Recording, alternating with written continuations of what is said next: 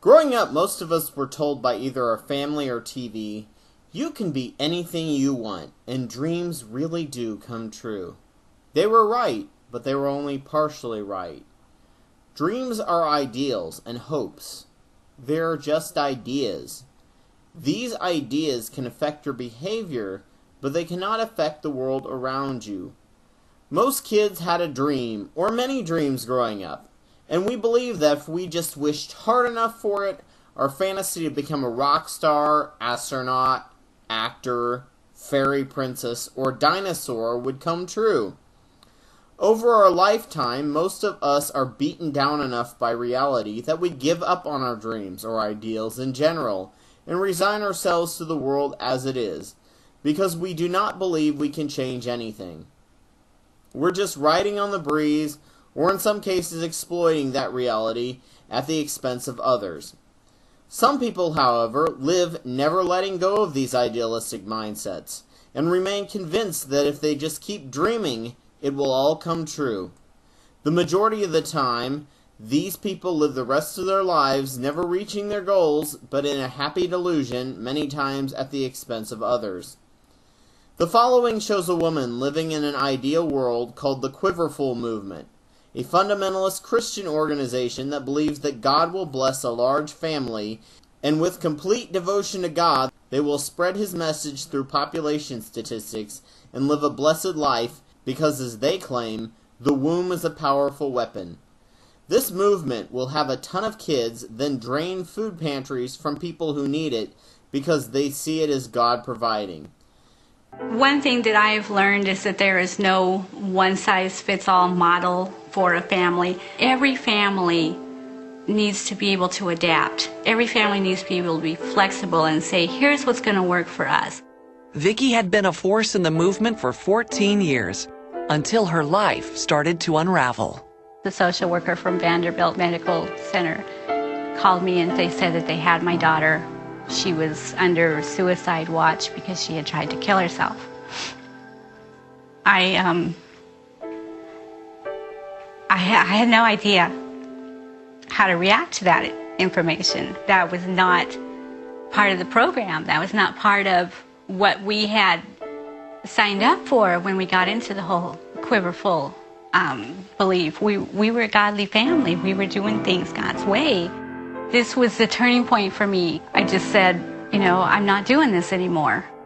Vicki left the Quiverful movement for good and divorced her husband, Warren.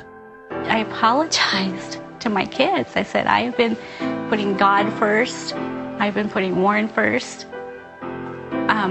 These ideals, the Quiverful vision, all of this has been first. But now, I'm going to put you guys first. This woman learned the hard way about living an ideal without paying any heed to reality. This concept has occurred countless times throughout human history, and reality is the cruelest teacher of all. It is where the two meet, the dream and reality, along with a ton of hard work and a little luck, that dreams come true. The fulfillment of a dream is the alteration of the reality around you. To make a dream a reality, one must be able to look at and understand all the facets of reality and see where they can find a mechanism that they can exploit to bring their dream into existence. Reality is not pretty, and it takes a lot of balance, awareness, and focus to learn about reality without having your dreams utterly crushed under the apparent hopelessness of the world around you. Understanding reality, however, must come first, and your ideal must remain in the back of your mind as you learn more and more about the uncaring mechanisms of reality. It may take years of study, work, and hope to find that little niche in the fabric of reality to take advantage of to turn your dream into reality. Soichiro Honda, the founder of Honda Motors, once said something along the lines of, "It takes 99 failures to reach one success." And Edison said it's 1% inspiration and 99% perspiration. One of the things about reality is that the more you understand it, the more your dream will become changed to fit reality once you understand what exactly it is that you want. The more you know, the more possibilities you understand, and your ideal may change completely. As a Christian, I had no luck at converting anyone to Christ, and God knows I tried. I believed in complete and absolute honesty, and that was really my problem looking back. It seemed like the only people who got converted were people who wanted it as a security blanket and social group, but didn't actually want to do anything about their faith, like go out and convert more people. It made no sense to me. Didn't the imagination of the suffering of your fellow man for eternity give you the drive to spread God's word? So I began realizing that something was wrong with the method and the ideal. There had to be some mechanism for converting people who would also go out and convert, allowing the love of Jesus to spread like wildfire. It wasn't until after much study into human nature and living in reality that I realized the concept of salesmanship. When I heard a supposedly devout Christian explain this to me, I was appalled. This person told me that I shouldn't tell the whole truth, like any negative, only talk about the good parts of what you are trying to sell.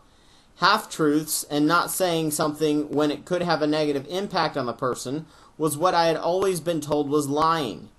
White lies were also considered sins, and yet this fellow Christian said it as if he or she had just explained how a car engine works. I did not want to do that. Shouldn't the good news sell itself? And yet the only people who used marketing and sales tactics were the ones who converted people. I knew there had to be another way, and in my studies of human nature, science, and reality, I realized that the item being sold, Christianity, was a hollow ideal and a promise based on a hype. Now my ideals have changed and my goals have changed as well. After college I had many plans, many of which involved working on ideas to make the world a better place. Then the recession hit, and instead of working on helping others, I had to focus on helping myself. I've not given up on these dreams, but I have stored them away for later. I realize that reality only respects power, and in this civilization, money equals power. If I don't have money, all my dreams may as well not exist. So I keep striving and working toward my ideal, and hopefully someday I will find that niche to change reality, even if only a fraction for the better. The major problem with changing reality is being able to hold on to your dreams, which takes an enormous amount of effort, and being able to hold on to your understanding of reality in your head, which takes even more effort. When holding them in your mind at the same time, your brain almost locks up. However, learning to do both is the only way to change the reality around you. Sadly, we are given the impression that it's easier than it actually is. In movies, we get a montage view of the work done in 15 seconds and assume that's all it takes. It is much harder than this, but it could be so worth it. Never giving up is the only way you will accomplish your dreams, unless new evidence appears that the current dream is unrealistic or damaging. But you must also know fully the cruelty of reality, understand its workings, and be content with it to reach your goals. Hey guys, extra note here. Remember I mentioned atheist hymns. Well, it turns out you have to make any playlist available, and I didn't. So, it's available now. You can actually see it. I think it's doubled in the size since I announced it. But go to my channel, and you'll see the atheist playlist there. Take care. Bye.